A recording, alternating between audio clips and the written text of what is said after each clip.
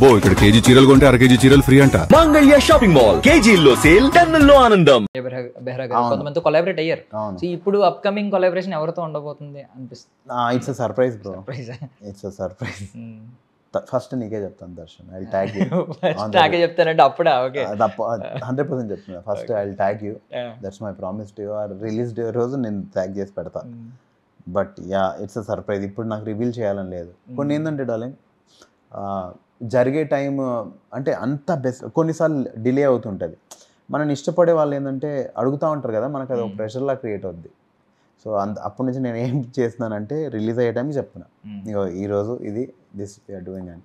So yeah, అలా ఉన్నాయి కొన్ని. యాక్టింగ్ వైజ్ డ్రీమ్ కొలాబరేషన్ ఏమైనా ఉందా సార్ మైండ్లో? రాజ్మౌళి గారి సినిమాలో విలన్ వాళ్ళు బ్రో. ఓకే ఓకే, అంతే. అది రిటైర్మెంట్, అది నాది. That's my retirement.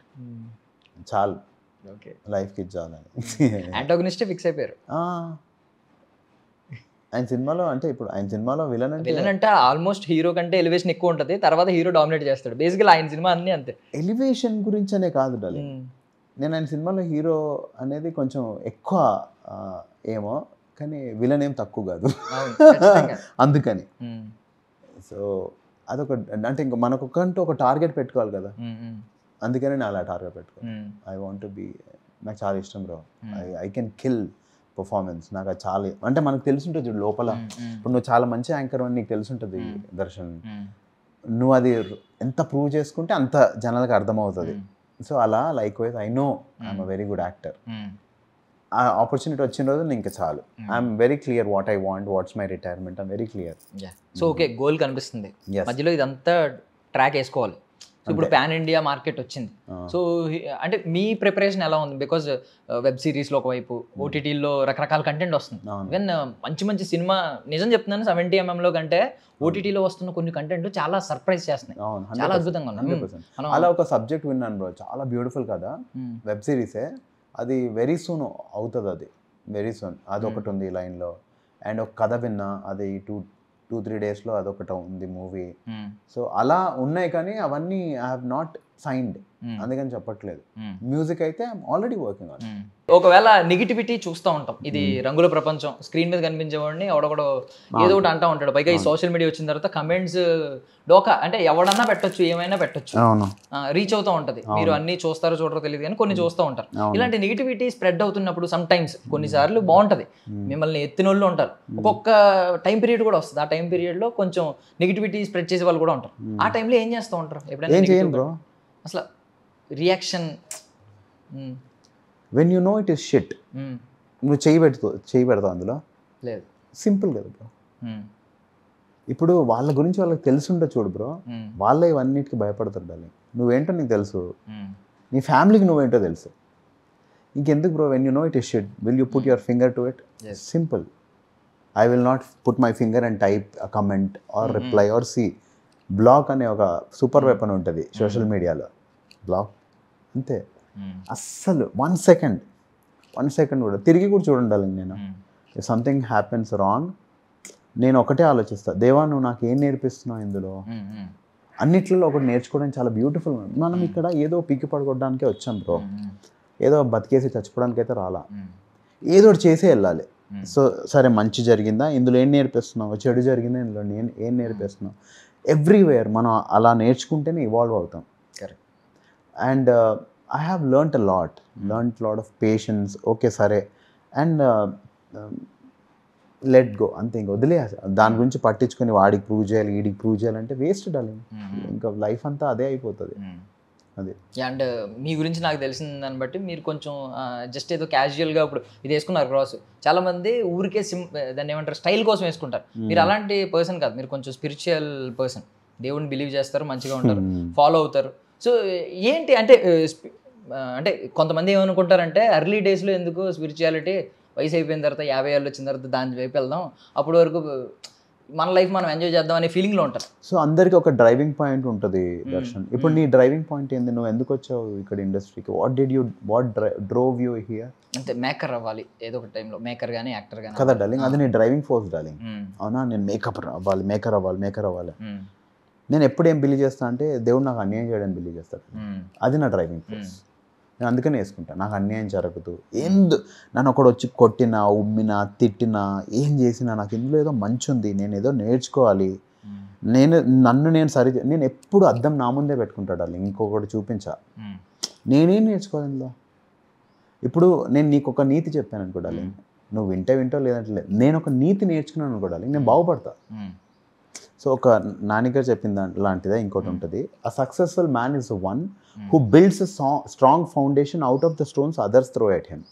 నిజంగా సక్సెస్ఫుల్ మనిషి ఎవడంటే అందరూ ఇటుకలు తీసుకొని కొడుతుంటే అవన్నీ క్యాచ్లు పట్టుకొని దాంతో ఇల్లు కట్టాలి. నేను ఆ టైప్ డార్లింగ్. ఒకరోజు కట్టిపడేస్తా. ఎందుకంటే darling I'm not throwing back at you, నేనే నేర్చుకుంటున్నా, ఆ రాయిని కూడా ప్రేమిస్తున్నా, దాన్ని నా ఇల్లులా చేసుకుంటున్నా, బట్ నేను నిన్నైతే ఏమన్నా.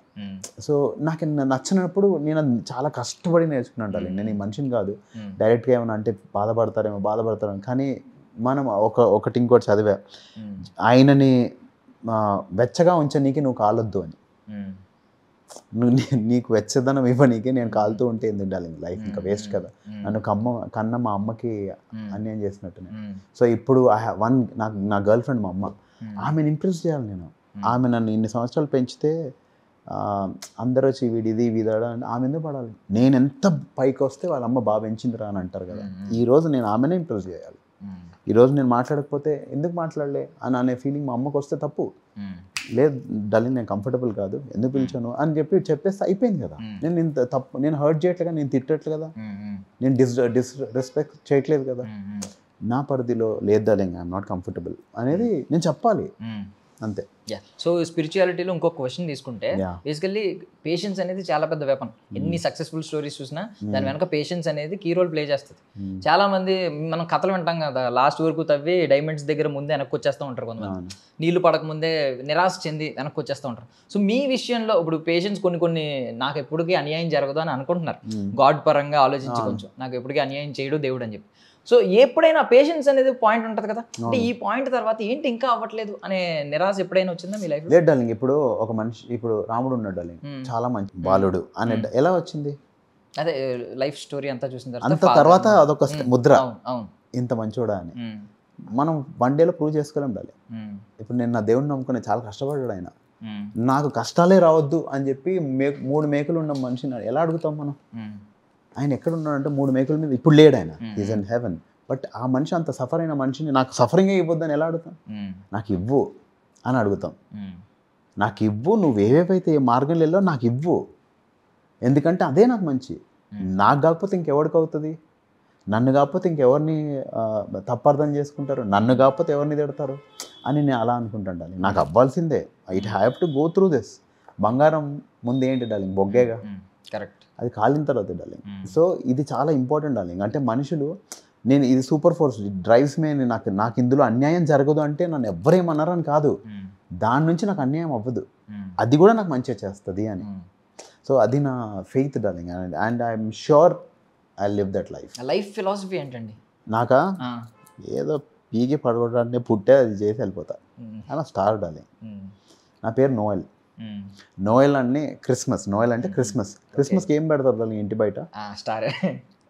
ఓకే, నాకు పొగరు కాదు నేను స్టార్ అని, పుట్టిన ప్రతి ఒక్కడు స్టారే డార్లింగ్. మనం చనిపోయిన తర్వాత ఏమవుతాం? స్టార్ అవుతాం. మరి ఇప్పుడేం ప్రాబ్లం ఉంది? మనందరం డార్లింగ్, మనం మంచి చేయగలిగితే, ఒకటి జీవితంలో మనం మంచి చేయగలిగితే ఎంతో అంత వెలిగే కదా మన ఆడికి. నేను ఉన్న రోజులు అలానే బతికి చచ్చిపోతాను డార్లింగ్. అది. సో మీ వర్క్ స్పేస్లో కావచ్చు, మీ బెడ్రూమ్లో కావచ్చు, ఇలాంటి చోట ఎక్కువగా ఇష్టపడడానికి ఏ కొటేషన్ పెట్టుకుంటూ ఉంటారు? ఇష్టపడి పెట్టుకునే కొటేషన్స్ ఏం పెట్టుకుంటాను. నా ఫొటోస్ చిరాకు, నాకు అసలు నా ఫోటోలు ఇంట్లో ఉండడం ఇష్టం లేదు. నాకు నా ఫొటోస్ ఎవరైనా గిఫ్ట్ ఇచ్చినా నచ్చదు. మా ఇంట్లో వాళ్ళకి చాలా ఇష్టంగా నాకు కొటేషన్ అంటే ఒక కోట్, ఇలాంటి కోట్స్ కొన్ని ఇష్టపడుతూ ఉంటారు. నెవర్ గివ్ అప్ లాంటి కోట్స్ కొంతమంది ఇష్టపడుతూ ఉంటారు కదా. ఒకటి ఉంటుంది, ఆయన నమ్ముకున్న వాళ్ళకి సమస్తం సమకూడి మేలుకే జరుగుతుందంట. దేవుణ్ణి నిజంగా నమ్ముకున్న వాళ్ళకి సమస్తం సమకూడి మేలు అయిపోతుందంట. ఎవడేం చేసినా సరే డార్లింగ్ నీకు మంచి జరుగుతుంది అనేది నన్ను చాలా మోటివేట్ చేస్తుంది. అండ్ ఇంకోటి ఉంటుంది, your beginnings May seam humble but so prosperous your future will be. ఇప్పుడు నీకు అనిపించవచ్చు నువ్వు చాలా చిన్నగా ఉన్నావు అని, కానీ నువ్వు అంతే గొప్పగా అవుతావు అనేది. అవి రెండు నన్ను చాలా మోటివేట్ చేస్తాయి.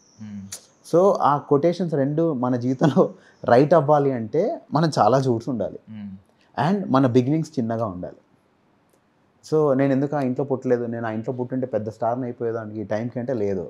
ఇది నిజం అవ్వాలంటే నేను ఈ ఇంట్లోనే పుట్టాలి, మా అమ్మకే పుట్టాలి. నాకు చాలా బ్యూటిఫుల్ లైఫ్ డాలి. I'm so proud of whatever I'm today. చాలా రాళ్ళని అన్నింటినీ దాచుకున్నా, ఇల్లు కట్టుకుంటున్నా. I'm very happy. అండ్ ఇప్పుడు ఏంటంటే దేవుడు మొన్న నాకు చాలా ఇష్టమైన వ్యక్తి ఒకటి చెప్పారు, మనకి చాలా కష్టమైందంట, దేవుడు చాలా కష్టపెట్టి నేర్పిస్తాడంట, అప్పుడు చాలా సులువుగా చెప్పేస్తామంట. నేను ఇప్పుడు నీకు చాలా సులువుగా చెప్పింది ఏంటంటే నాకు ఇష్టం లేదు, అది చాలా కష్టపడితే కానీ చెప్పలే. ముందు చెప్పేవాని కాదు. నేను వెళ్ళి ఒక 10 years బ్యాక్ నోయెలాని ఎట్లా ఉండేవాడు అంటే ఏమన్నా సరే. నాకు ఒకసారి కీరవాణి సార్ ఒకటి చెప్పారు, నోయల్ ఫ్లైట్లో ఏం చెప్తారు తెలుసా అనౌన్స్మెంట్, ముందు నీసు నువ్వు పెట్టుకొని తర్వాత వేరే వాడికి చెయ్యని. ఎందుకు చెప్పుంటారు? అలా ఉండేవాని కాదు. ఇప్పుడు లేదు, ముందు నాదే పెట్టుకుంటా. ఎందుకంటే నేను పెట్టుకుంటే 4 ఖచ్చితంగా బ్రతికిస్తాను. నా మాస్నే పెట్టుకుంటే ఇంకా 4 100% సేవ్ చేస్తాను అనే నమ్మకం లేనప్పుడే మనం వేరే వాడికి ఇచ్చేస్తాం. సరే నేను పోతున్నా, నువ్వు పెట్టుకొని. లేదు లేదు, నేను ఉంటా, నువ్వు 4 సేవ్ చేస్తా.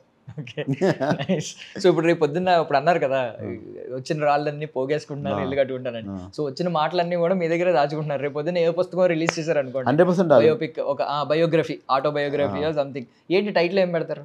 టైటిలా? కూర్చి గెలిచినోడని. కూర్చి గెలిచి. మనం ఎప్పుడైనా గుర్తుపెట్టుకోవాలి, నమ్ముతేనే సంకనాకి పోతాం.